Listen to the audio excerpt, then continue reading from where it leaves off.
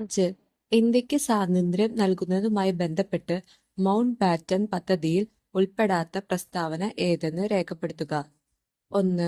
ഏതൊക്കെ പ്രദേശങ്ങൾ പാകിസ്ഥാനിൽ ചേർക്കണമെന്ന് ബ്രിട്ടീഷ് പ്രധാനമന്ത്രി നിർദ്ദേശിക്കുന്നതാണ്?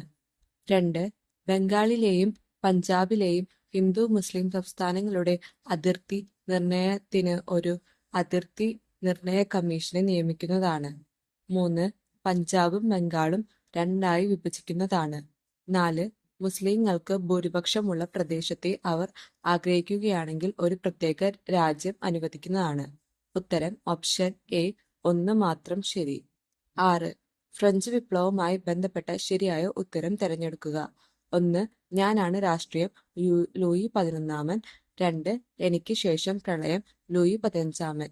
ഉത്തരം ഓപ്ഷൻ ബി 1ഉം 3ഉം ആണ് ശരി. നിങ്ങൾക്ക് റൊട്ടിയില്ല